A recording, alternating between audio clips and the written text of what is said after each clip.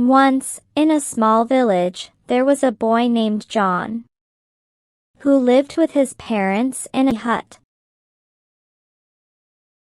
John was an obedient son, and both his parents were blind. He loved them deeply and took care of everything around the house.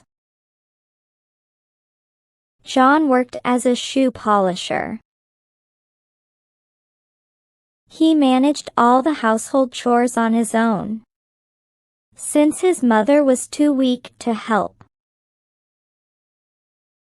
Despite their hardships, John never complained, and always served his parents with kindness and patience. His parents depended on him completely, and he made sure they were comfortable and cared for every day. One early morning, John woke up. The sun had barely risen, and a cool breeze drifted through the little hut. He stretched, rubbed his eyes, and quietly got out of bed, careful not to wake his parents. John lit the small stove and placed a pot of water on it. As the water began to boil, he added tea leaves, watching them swirl in the bubbling water. After a minute, he poured in some milk and added a spoonful of sugar. He stirred it gently and let it simmer for a moment, before pouring the hot tea into 2 small cups. Then, John made toast. He took some pieces of bread, toasted them lightly over the flame, and spread a thin layer of butter on top.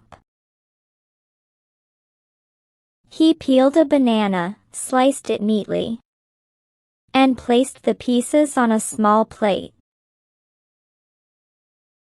When everything was ready, John arranged the cups of tea, toast, and banana slices on a small tray. He carried the tray to his parents' bedside and set it gently on the table in front of them. Good morning, Mom, Dad. Breakfast is ready, he said with a smile. His mother's face lit up. Thank you, son. You are up so early again. John sat down beside them, happy to see them smile. It's nothing, Mom. I like making breakfast for you both. His father patted John's hand. We are lucky to have you. John went to the bathroom and filled a small can with water, grabbed a bar of soap, and took a soft towel. He returned to the room and knelt beside his parents' bed and said gently, Mom, Dad, let's get you cleaned up. Carefully, he poured water over their hands, rubbed them with soap, and rinsed them off. Then, he dampened a corner of the towel to wipe their faces, drying them with soft pats. John sat close to his parents, holding a piece of toast. Mom, here's a bite, he said softly, guiding it to her mouth. She smiled as she chewed slowly. Then he offered a slice of banana to his father. Dad, your turn. His father leaned in, taking the piece. John carefully lifted the cup of tea. Now a sip for each of you. After John finished his breakfast, he took a jug full of water and poured it into a glass, placing it on the side table by his parents' bed. Here is some water for you both, he said with a smile. Then he grabbed his box of shoe polish and repair supplies. I will be back soon from work, he promised, waving goodbye as he stepped out. After John reached his workplace, he sat on the roadside and opened his box. He carefully set out his shoe polish and repair tools on the footpath and waited for customers. As customers began to arrive, one man said, I need my shoes polished. Please. John smiled and replied. Sure. He applied polish and buffed the shoes until they gleamed. After finishing, he said, That will be $5. He took the money with a smile. Another customer approached. Can you fix my shoe? The sole is coming off. John nodded and replied, Of course. He carefully removed the sole and applied glue. After this, he carefully stitched the sole back, using a needle and strong thread. He made sure each stitch was tight for a secure hold. After checking that everything was tight, he said, All done. That will be $7. When the sun set, John collected his things and packed them in the box. He counted his money. Then he went to the grocery store, where he picked out a few eggs, a bag of lentils, a loaf of fresh bread, a small pack of tea, a little packet of sugar, and some spices. Then he paid for the items and headed back home. When John returned home, he hugged his parents and said, I'm back. He placed his box in the corner and went to the kitchen. First, he washed the lentils and put them in a pot with water to boil, and added cumin, turmeric, salt, and chili powder, stirring well. Once the lentils were cooked, in another pan, he heated the oil and fried minced garlic until golden. Then poured it into the lentils. Finally, he scrambled some eggs with a pinch of salt and toasted a few slices of bread.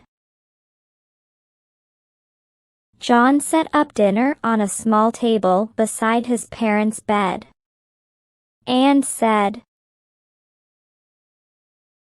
Here's your dinner.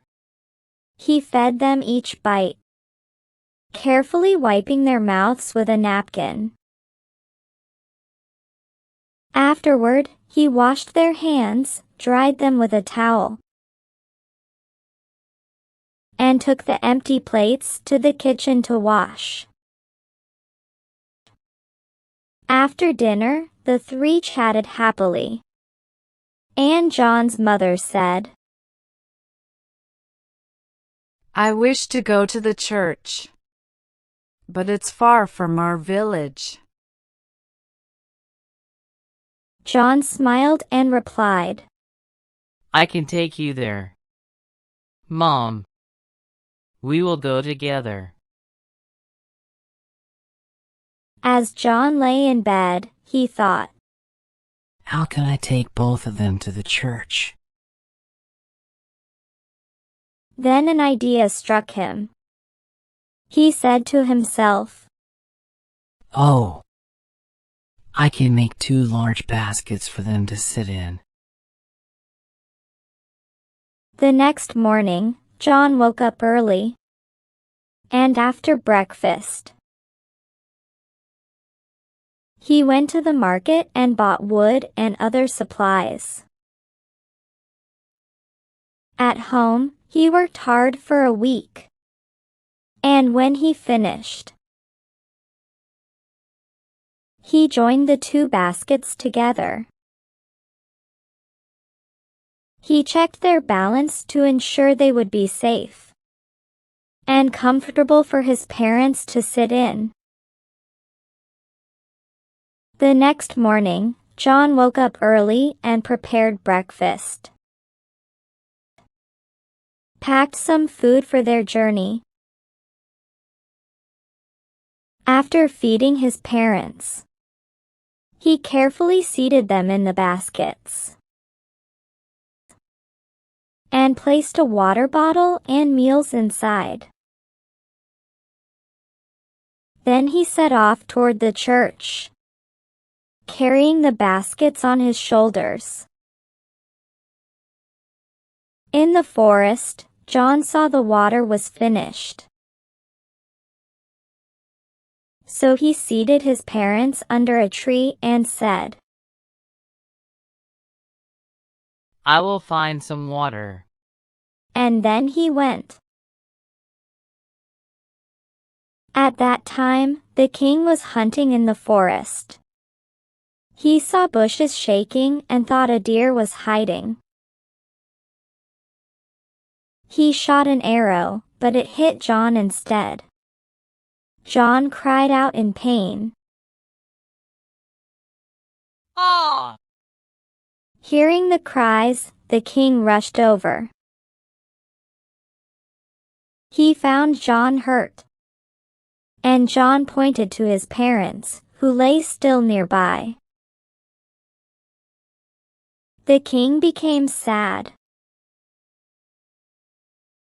The king approached them and gently said, I'm sorry. Your son has passed away. I want to take you both to my palace and care for you as my own parents. John's mother wept, shaking her head. No, it can't be. No one loves us like our son. The king took John's parents to his palace. Despite his efforts, they remained unwell and soon passed away. Moral: true love for family remains strong, even in the face of hardship and loss.